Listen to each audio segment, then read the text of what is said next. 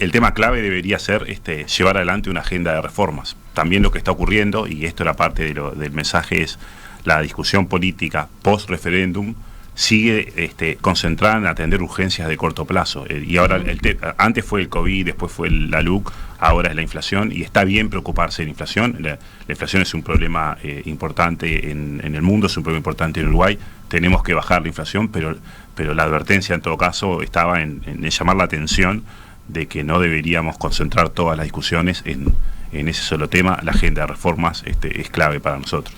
Ahora mismo habría que estar encarando la agenda de reformas, que debería incluir ¿qué puntos? Bueno, ayer hablamos bastante sobre esto, tiro a modo de titular algunas.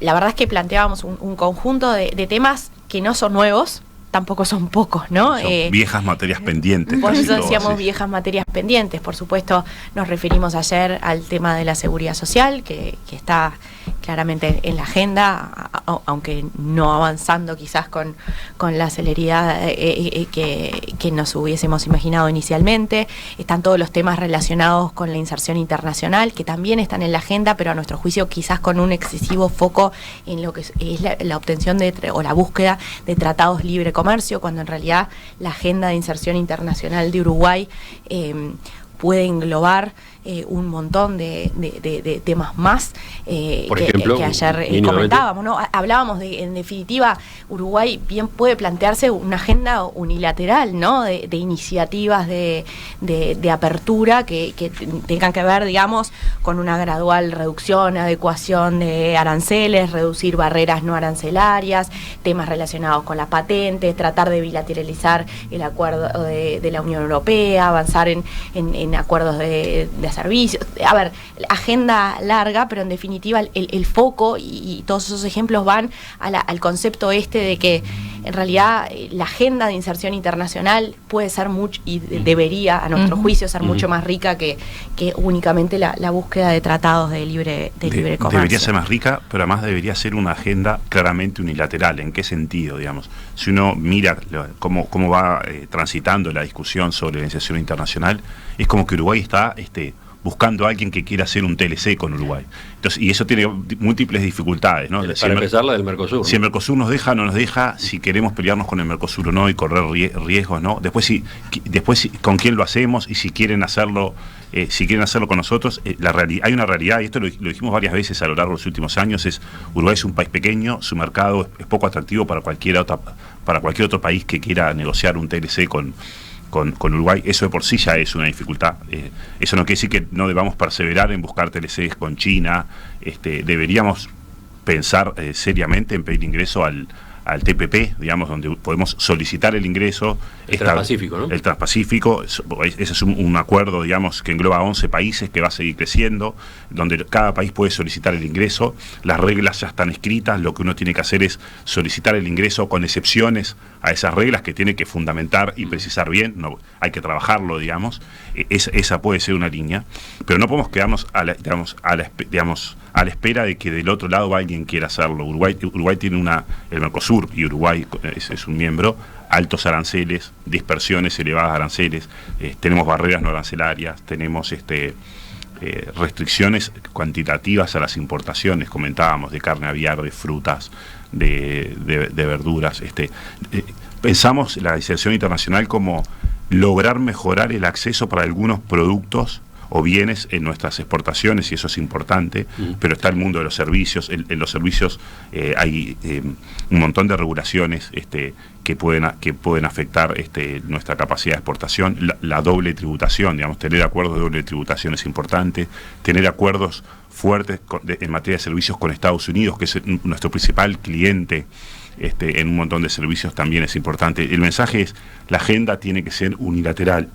Para los TLC se precisa otra parte, pero para muchas otras cosas deberíamos trabajarlo nosotros, digamos. ¿Y qué otros puntos? Hablábamos ayer también de la necesidad de avanzar en temas de competencia, de eficiencia de los mercados. Uruguay es un país chico, con lo cual todos esos temas son sumamente importantes. Hablábamos de temas del mercado de trabajo.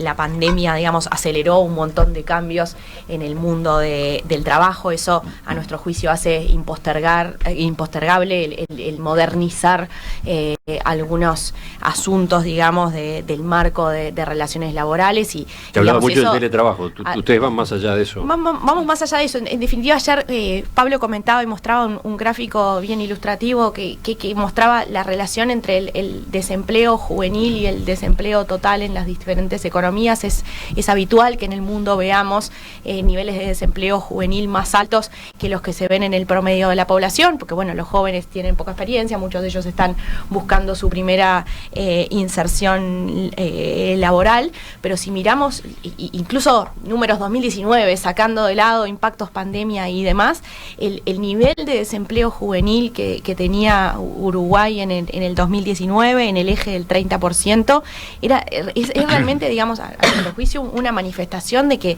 nuestro mercado de trabajo no está funcionando de una manera, digamos, óptima, suficientemente ágil, digamos, como para incrementar los niveles de ocupación en el país. Sobre ese punto pondría otra reflexión. La tentación, cuando uno piensa en desempleo juvenil, la tentación es echarle todas las tintas a la educación. Lo que pasa es que el sistema educativo no los prepara adecuadamente a los jóvenes. Ciertamente tenemos muchos problemas en el sistema educativo, pero hay dos peros.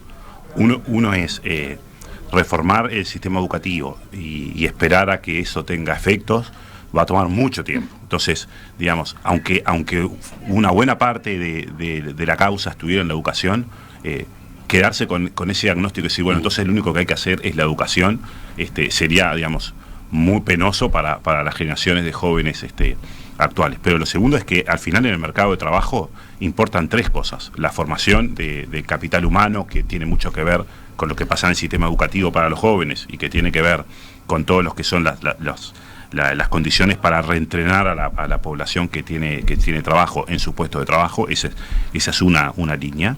Obviamente importan las condiciones macroeconómicas, cuando la economía crece, cuando hay una adecuada relación entre el salario y la productividad, se crean más empleos que cuando la economía no crece, que cuando no hay una adecuada relación entre el salario y la productividad, que era la situación que tuvimos después, cuando la economía se frenó en 2015, hasta que llegó la pandemia. En particular, otro punto que me parece que es importante es las negociaciones salariales no cuidan los equilibrios macroeconómicos. No hay incentivos. En una negociación salarial atomizada en 160 negociaciones no está armada para que se cuiden los equilibrios macroeconómicos y no está armada para privilegiar la creación de empleos, digamos. Cuando los salarios tienden a ser altos en relación a la productividad, lo que termina ocurriendo es que no se crean empleos para los jóvenes, digamos, y eso ha sido una constante en Uruguay. Ahora, en estos, después, sobre el final podemos hablar un poquito del contexto macro. El salario real ha caído, digamos, y eso es algo lógicamente negativo, digamos, pero la caída del salario real probablemente es un factor que explica por qué ahora el empleo está creciendo, y probablemente eso es, digamos, la caída del salario real es perjudicial para un montón de trabajadores, pero probablemente es beneficioso para algunos jóvenes que están consiguiendo un poquito mejor trabajo que antes de la pandemia, ¿no? Entendido entonces qué es lo que había detrás de reforma en el mercado de trabajo, por lo menos una mínima profundización, pero había otros temas. Hablamos de educación también. Obviamente iba a estar. Educación, digamos, no es una reforma económica en sí, pero tiene grandes implicancias económicas en materia de crecimiento, en materia de equidad. Hablamos también de reformas que ataquen a la pobreza, a la marginalidad, lo hablábamos también. Ese tema obviamente tiene una dimensión que nos tiene que interpelar a todos más en un plano valórico y ético, pero también, digamos, es un asunto que tiene implicancias desde el punto de vista de la capacidad de Uruguay de crecer y tiene implicancias también en lo que es nuestra agenda de asignación de recursos. Sobre eso, digamos, sobre la asignación de prioridades, nos parece que es sumamente importante. En el programa varias veces hemos hablado, por ejemplo, de la evolución de la pobreza. Hemos sostenido, Florencia ha estado varias veces en el programa, hemos sostenido que el debate político está poniendo un foco excesivo en en torno a variaciones de corto plazo del indicador de pobreza que utilizamos, ¿no? Es decir, tenemos un problema que es la pobreza es un fenómeno multifactorial, lo medimos bien con un indicador que tiene sus restricciones, que es el método, el indicador de pobreza por el método del ingreso. Las personas pueden estar un poquito arriba, un poquito abajo de la situación de pobreza y su situación es más o menos la misma, y algunos hogares pueden estar abajo con ingresos inferiores hasta a los del límite de pobreza, pero tener un conjunto de relaciones sociales, de contención de ese hogar, que lo hacen estar en una mejor posición que otro hogar que capaz que está un poquito arriba, pero que no tiene capital humano, que no tiene un patrimonio, que no vive en una propiedad propia. Estamos concentrándonos demasiado en el indicador y demasiado poco en el fenómeno. Y lo otro es que concentrar la discusión en si subió o bajó la pobreza en tal o cual año, 2021 contra el 2019, contra el 2020, a ver, si la medimos por el método del ingreso, cuando hay una recesión fuerte va a aumentar la pobreza, cuando la recesión termine, la pobreza va a bajar. También es cierto que las subas de la pobreza para algunos hogares implica, digamos, entrar en pobreza para algunos hogares implica que después se les hace difícil salir, digamos, no es trivial, digamos, es importante decir, subió la pobreza, pero advertíamos sobre un tema de fondo que es, si uno mira este indicador de pobreza, y este indicador de pobreza dejó de caer hace 8 años, 10 años, digamos, estamos más o menos en los mismos niveles de pobreza que en 2013, digamos, ¿no? Y eso obedece a algo, que es que tener una pobreza en torno del 10%, la pobreza que tenemos en Uruguay es un núcleo duro de pobreza, es difícil bajar ese nivel de pobreza. Para eso pensamos mucho más crecimiento económico. En la tanda nos preguntaba, bueno, hay algunos oyentes que siempre preguntan qué tanta obsesión por eso el crecimiento económico. Eso aparecía entre las inquietudes de los oyentes. ¿Por qué? ¿Por qué la obsesión por un crecimiento mayor al que potencialmente está marcado? Porque la pobreza en el mundo y en Uruguay obedece, digamos, a dos fenómenos. Uno que habitualmente se cree que es el principal y no lo es, que es la mala distribución del ingreso. Uno dice, hay pobreza porque hay mala distribución del ingreso. Sin duda Uruguay tiene una mala distribución del ingreso. En el mundo la distribución del ingreso es peor.